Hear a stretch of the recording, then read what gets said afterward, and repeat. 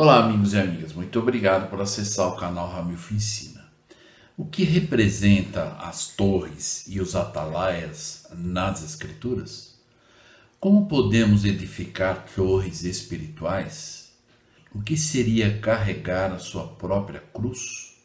O que devo fazer para ser um discípulo de Jesus Cristo? Seguir a Cristo é priorizar Ele acima de tudo? Como me preparar para construir uma torre espiritual? Seguir a Cristo custa caro? Qual é o preço? O plano é começar e terminar? Se eu não conseguir ser perfeito por causa dos desafios externos, serei aceito? Cristo planejou e cumpriu tudo? Cristo se preocupa com a qualidade ou quantidade de servidão? Veja isso e muito mais.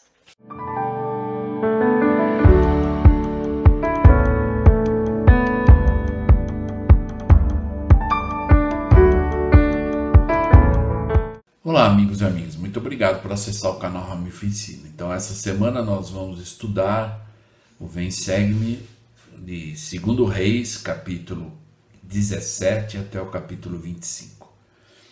Antes só de nós entrarmos na aula, eu gostaria só de lembrar aqueles que não se inscreveram no canal Ramilfo Ensina, por favor, se inscrevam, ativem o sininho, dê um joinha, compartilhe com os seus contatos. E eu gostaria de fazer um pedido especial. Faltam, na verdade, 70 pessoas para se inscreverem no canal Ramilfo Ensina, para que esse canal seja um parceiro do YouTube. Então, se você puder me ajudar compartilhando esse canal com seus contatos e pedindo para que eles se inscrevam, eu agradeço. Então, a aula de hoje, então, eu escolhi um versículo do capítulo 17 de 2 Reis, o versículo 9. E eu gostaria de, então, abordar alguns princípios aplicáveis. Então, nesse versículo 9 do capítulo 17, diz o seguinte: E os filhos de Israel fizeram secretamente coisas que não eram retas contra o Senhor seu Deus, e edificaram altos em todas as suas cidades, desde a torre das atalaias até a cidade forte. Então aqui nós vamos ver que eles ergueram torres, mas infelizmente eles ergueram para um propósito ao contrário do que o Senhor esperava. Então essas torres, os proprietários de vinhedos construíam torres a fim de poder observar as redondezas e proteger-se. A frase que nós encontramos nesse versículo, desde a torre dos atalaias até a cidade forte, quer simplesmente dizer desde as áreas rurais até os centros populacionais. Isto é, que todo Israel, o reino do norte, aderir ao culto de idolatria.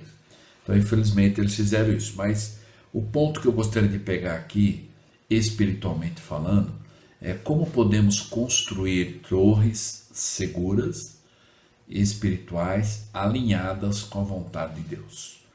Então, eu gostaria de abordar esse assunto nesse versículo. E para isso, eu gostaria de usar uma escritura que o próprio Cristo ensinou sobre construir uma torre, como deve ser feito isso. Então, lá em Lucas 14, eu os convido a acompanhar, do versículo 26 ao versículo 30. São apenas, na verdade, 5 versículos, mas nós vamos ver quantas aplicações nós podemos aprender com esse ensinamento de Cristo. No versículo 26, então, o Senhor então ensinou assim: Se alguém vier a mim e não odiar seu pai, e mãe, e mulher, e filhos, e irmãos e irmãs, e ainda também a sua própria vida, não pode ser meu discípulo. Lendo somente esse versículo, provavelmente talvez alguns vão falar, mas o Senhor está dizendo que nós temos que odiar o pai, a mãe, os filhos, irmãos e irmãs, e até a própria vida? Se nós olharmos aqui em cima da palavra odiar, do versículo 26, ele diz lá o que ele quer dizer com odiar. É amar sua família mais do que ama a mim. Ou seja, é nós amarmos a família acima de Deus. Lembra que algumas aulas anteriores nós falamos que nós temos que priorizar Deus mesmo acima da família. Nós vimos, desde o início do estudo do Vem Segue-me, várias experiências assim. Abraão priorizou a Deus acima do seu filho, né? E muitas outras experiências que nós vimos aqui. Já no versículo ainda 26, nós vamos ver também no rodapé, em cima da letrinha E ainda, né, também a sua própria vida. O que isso quer dizer com a sua própria vida? Que ou o marido, sim, também a sua própria vida, ou em outras palavras, tenha receio de dar a sua própria vida por causa de mim. Então, é claro que o Senhor não é o propósito que todas as pessoas morram em nome de Cristo, no sentido de, bom, eu vou morrer, eu vou dar a minha vida agora. Talvez ficaria mais fácil do que viver a vida alinhada com a vontade de Deus. Mas isso é o que o Senhor está dizendo, é o perseverar até o fim, ou dar a vida vivendo o Evangelho de Cristo, sendo um discípulo de Cristo até o fim, perseverar até o fim. Então vamos lembrar aqui que Deus está em primeiro lugar, família, trabalho e igreja. Então isso é um contexto que nós precisamos entender. O cuidado às vezes de que alguns se descuidam da família, dizendo que vão servir a Deus, e não é isso que Deus quer. Então é algo que o Senhor está dizendo. Em alguns aspectos o Senhor vai nos desafiar, nos chamar e nos pedir para que possamos colocá-lo sempre em primeiro lugar, mas sem se descuidar da família, mesmo porque o próprio Senhor diz que é nossa responsabilidade, nos colocou como pais e mães na terra exatamente para isso. E no versículo então que nós lemos, 26, vamos lembrar então, entrou o C, né? No versículo está dizendo, se alguém vier, quem é alguém? Qualquer pessoa. Se alguém vier a mim e não odiar, mas como nós vimos aqui, é não priorizar Deus acima da família, né? Então, ele diz lá, não pode ser o meu discípulo. Então, o que é que nós temos que fazer para ser o discípulo de Cristo? É priorizar a Deus acima de todas as coisas. Como nós aprendemos nos mandamentos, né? Amar a Deus sobre todas as coisas, inclusive a família. Entendendo esse versículo, não é por isso que o Senhor então ele fala a respeito de colocar ele em primeiro lugar. O cenário dessa breve, porém notável parábola é encontrado no ensinamento de Nosso Senhor sobre o renunciar a si mesmo como condição indispensável para ser o seu discípulo. Quando ele fala também de você não se preocupar com a sua vida se estiver servindo ao Senhor. O momento dele carregar sua própria cruz tornava-se cada dia mais nítido e terrível, à medida que se aproximava. Por isso, o seu apelo a todos os que desejavam segui-lo, a fim de dizer-lhes que deveriam carregar a cruz deles mesmos, adquiria um significado mais profundo. Então vamos lembrar que o Senhor está dizendo que cada um de nós temos que carregar a nossa cruz. A nossa cruz seria a partir do momento que nos convertermos, que assumimos um compromisso de seguir a Cristo, ser como Cristo, nós estamos carregando a nossa própria cruz. Então, aí no versículo 27, o Senhor diz, e qualquer que não levar a sua cruz e não vier após mim, não pode ser meu discípulo. Olha só, pela segunda vez ele está dizendo, se não fizer isso, não pode ser meu discípulo verdadeiramente, né? Então vamos entender aqui o que o Senhor diz, o que é seguir a Cristo. É por isso que temos por 3 vezes a declaração com autoridade. Não pode ser meu discípulo. Então se nós olharmos aqui o capítulo 14 de Lucas, versículo 26 e 27 e o versículo 33, ele repete isso, não pode ser o meu discípulo. A exigência que Cristo faz é muito abrangente. Os que querem segui-lo por onde quer que ele vá, devem estar preparados. Aborrecer ou amar menos o pai e mãe, mulher e filhos e irmãos e irmãs, e até mesmo a sua própria vida. Então, na verdade, colocar Deus acima de todas as coisas de uma certa forma, é amar menos as outras coisas, porque ele está em primeiro lugar, deve estar em primeiro lugar. E claro que não é odiar, não é deixar de amar pai, mãe, filhos, né? Mas é colocar como exemplo, ser o exemplo para os familiares de que você coloca Deus em primeiro lugar. A lealdade ao nosso Senhor precisa estar acima da que é baseada no amor terreno, por mais alta, refinada e nobre que seja esse amor, né? Uma coisa que nós temos que, na verdade, fazer é avaliar o custo disso tudo, né? Então, quando nós nos comprometemos, aceitamos seguir a Cristo através das ordenanças, recebendo as ordenanças, né? Iniciando pela ordenança do batismo, o recebimento do Espírito Santo e aí perseverar até o fim, avaliar esse custo, né? E nós já embarcamos, né? Então, avaliar o custo. Então, uma pessoa que vai construir aqui, né, literalmente, ele vai construir um prédio ou uma torre, como nós estamos dizendo aqui, como Cristo está dizendo na parábola. Então, ninguém constrói uma torre sem antes planejar, né? Não é impossível só, eu vou começar a construir aqui sem uma base, sem, na verdade, um bom alicerce para erguer aquela torre, né?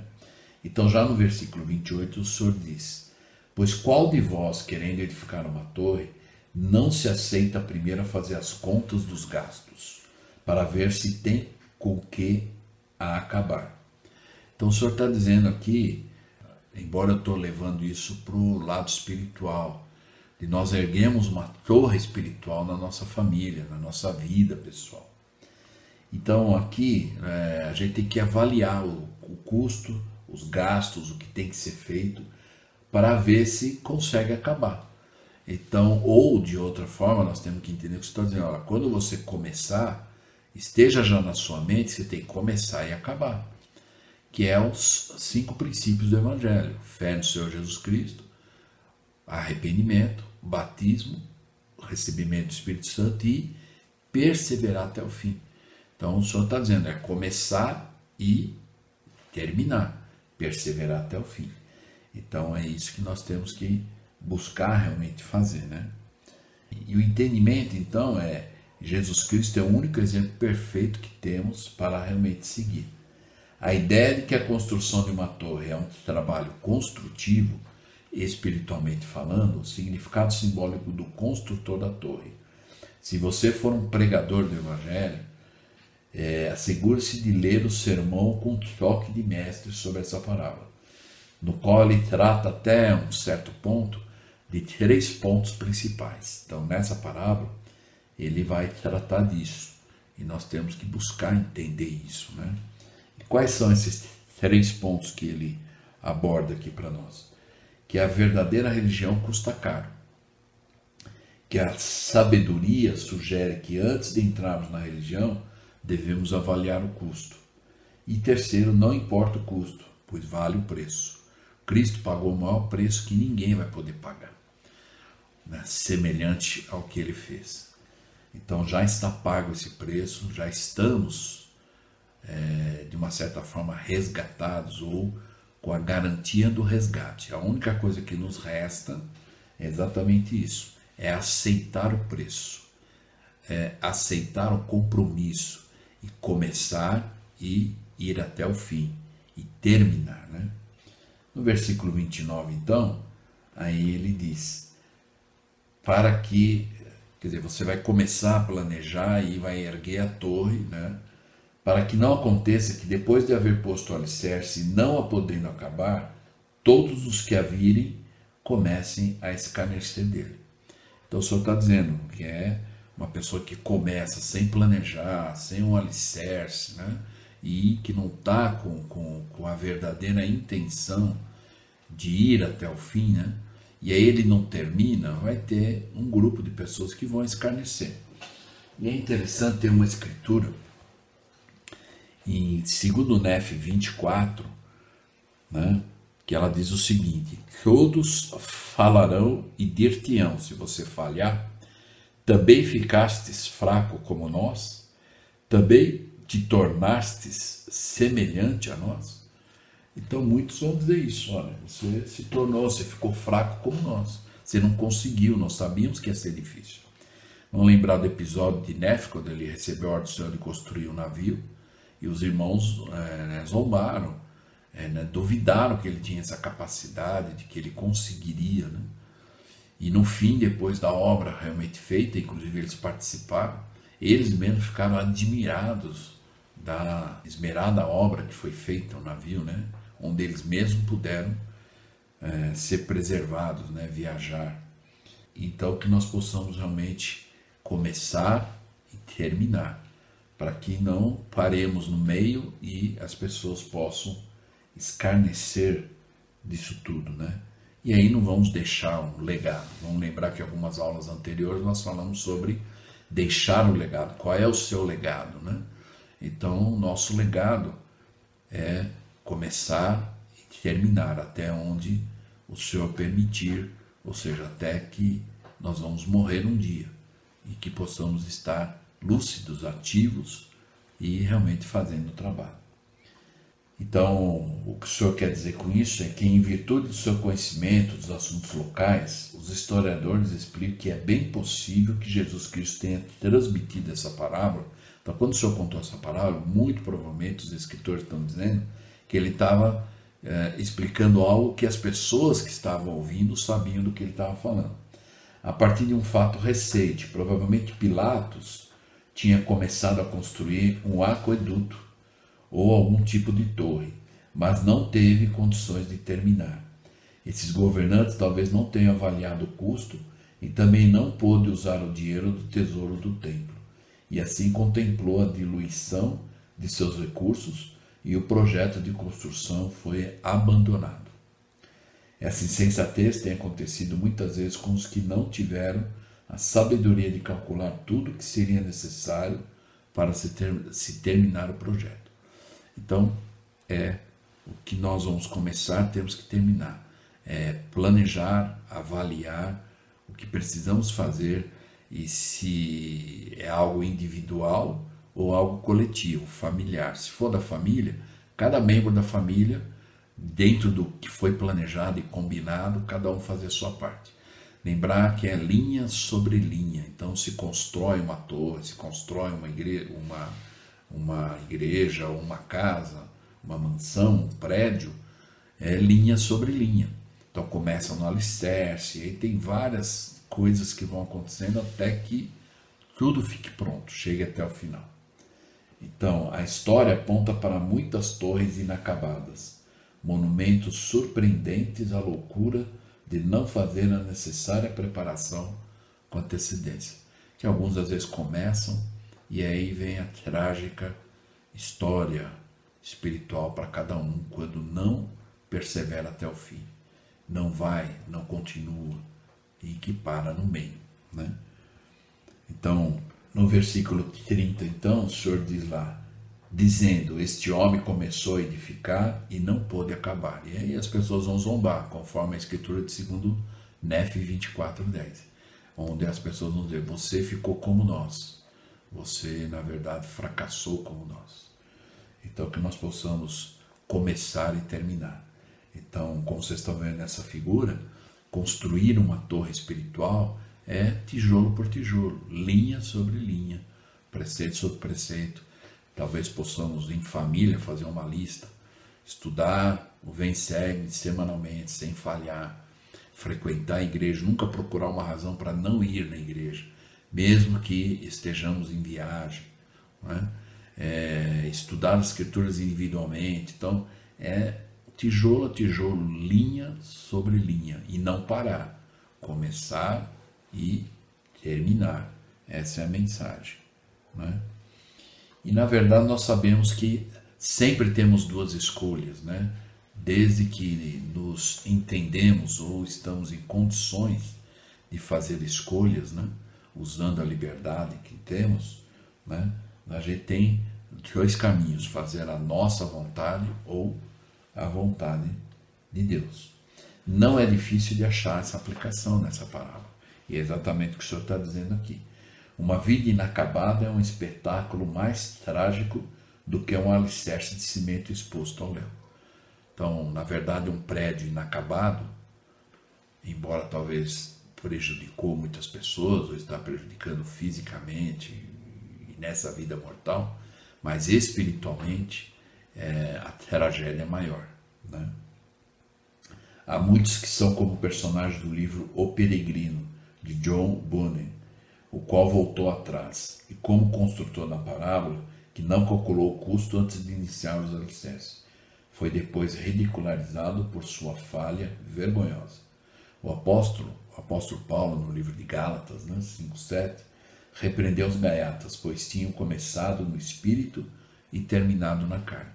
Então o apóstolo Paulo falou para o povo de Gálatas, olha, vocês começaram bem, vocês se converteram, foram indo no espírito bom, e depois vocês terminaram na carne. Não chegaram até o fim, ou desistiram, ou pararam. E aí ele diz a frase no versículo: corrieis bem, quem vos impediu para que não obedeçais à verdade? Então ele falou, vocês começaram bem, vocês correram bem, mas quem foi que impediu vocês de continuar a serem obedientes? E na verdade, no final, o resultado de falhar no cálculo adequado do custo de seguir a Cristo é uma vida inacabada. Então, se nós começarmos, se nós nos convertemos através das ordenanças, aceitamos o compromisso de seguir a Cristo, e se falharmos nesse cálculo de começar e terminar, aí vai ser uma vida inacabada. Então, qual vai ser o legado que nós vamos deixar?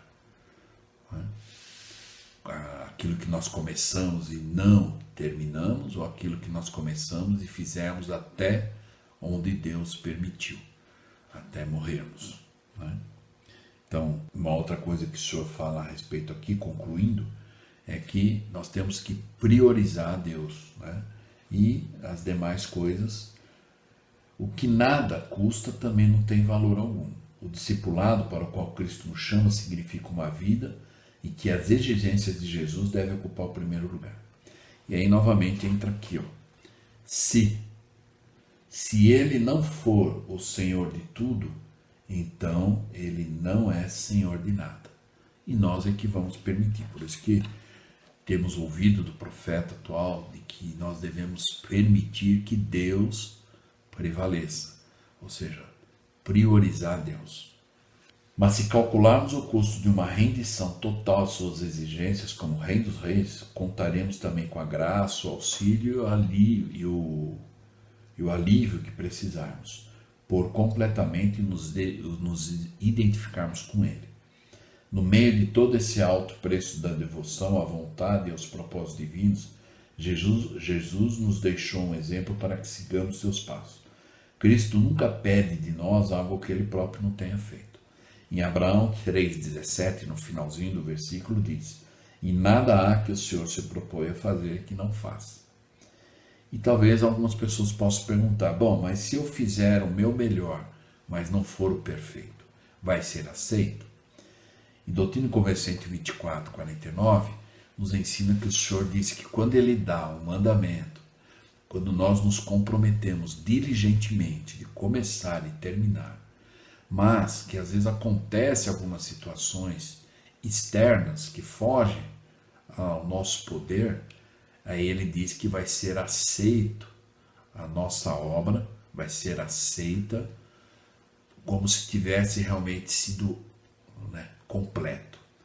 Então que possamos ter em mente, eu vou começar e vou terminar.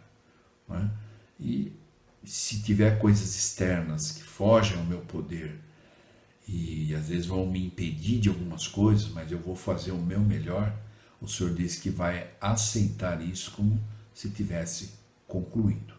Então isso é o amor e a misericórdia de Deus, mas precisamos estar conscientes de que estamos fazendo o melhor e não nos enganarmos. Uma experiência que nós podemos lembrar Cristo priorizando o seu Pai primeiro, até acima da família e da mãe, foi quando Ele estava ensinando os fariseus e os homens que eram sábios, ainda com 12 anos, E ele tem todo o direito de pedir-nos que deixemos o nosso Pai. Ele deixou o seu e a sua casa quando veio do céu à terra. Então, o próprio Senhor já deu o exemplo desde o início, né? Vindo aqui para nos resgatar. E aí, quando ele estava lá com aqueles homens sábios, a sua mãe foi lá: filho, onde que você estava, né? E ela estava procurando ele. E aí ele disse, e a sua mãe terrena, Maria, estava em segundo lugar para ele. Jesus ensinou quando ela fez essa pergunta: filho, eu estava te procurando, né? E aí ele disse: não, né, não sabeis que me convém tratar dos negócios do meu pai? Então ele já ensinou isso, né, de que ele priorizava o pai acima também da família. Ele conhecia tudo sobre a vergonha, o desprezo, a humilhação e a angústia que estão associados a uma vida vivida na vontade de Deus. Porque ele deixou a morada de seu pai para construir a torre de sua igreja, cujos planos foram traçados desde a eternidade. Mas tanto o pai como o filho calcularam o custo da construção de tal torre, a qual as portas do inferno nunca poderão destruir. Então Cristo foi o exemplo de tudo. Ele começou e ele terminou. Embora alguns momentos que nós estudamos as Escrituras, e ele próprio falou para o Pai: se for possível, passe de mim esse cálice, mas que seja feita a tua vontade, ou seja, eu priorizo a tua vontade acima da minha vontade, né? E ele foi o exemplo de tudo. O preço gigantesco foi a humilhação voluntária e a morte redentora do Filho. Tal preço foi estabelecido antes de Jesus assumir sobre si mesmo a semelhança de nossa carne, porque quando ele veio, como foi o cordeiro morto antes da fundação do mundo. Então vamos lembrar que já no início, quando nós ainda estávamos na pré-existência, tudo foi planejado. E o Pai e o Filho planejaram isso tudo e o custo disso tudo. E o Filho sabia que o custo maior seria ele vir nos resgatar, dando a sua própria vida em resgate do mundo todo, daqueles que aceitarem o compromisso de começar e de terminar. Então esse grande sacrifício expiatório está à disposição de todos que começarem e terminarem. E por causa, então, de Cristo, todos vão ressuscitar, né? Independente sejam bons ou maus. Vamos lembrar que a ressurreição é uma realidade e a vida eterna é uma possibilidade, ou seja, para aqueles que começam e terminam. O mestre era sábio demais para se sentir orgulhoso sobre o número de seus convertidos. Então, na verdade, o Senhor nunca se preocupou em ter uma avalanche de pessoas ao seu redor, porque ele dava mais prioridade, ou como diz aqui, ele se preocupava mais com a qualidade da servidão do que com a quantidade. Então ele sentia grande alegria por um pecador que se arrependia, como ele disse. Porém, 10.000 pecadores, os quais somente o faziam da boca para fora, não lhe dariam nenhum tipo de alegria. O seu coração ansiava pelo que era verdadeiro, e ele tinha aversão ao falso. Ele pulsava pelo conteúdo real e não se satisfazia com a sombra. Foi grande o seu triunfo quando ele pôde clamar com grande voz ao Pai: está tudo consumado. E também orar ao Pai, conforme lá em João 17 está registrado, concluindo a obra que me deste para fazer. Então Cristo começou e ele terminou. Então que possamos construir essa torre espiritual na nossa vida familiar, para que possamos começar e terminar essa mensagem. Que possamos, aqueles que já, conforme a Escritura diz, ó vós que embarcais no serviço de Deus, vede que os sirvais de todo o poder, coração, mente e força. Então vamos lembrar que nós temos aqueles que já andaram de barco, ou pelo menos já viram.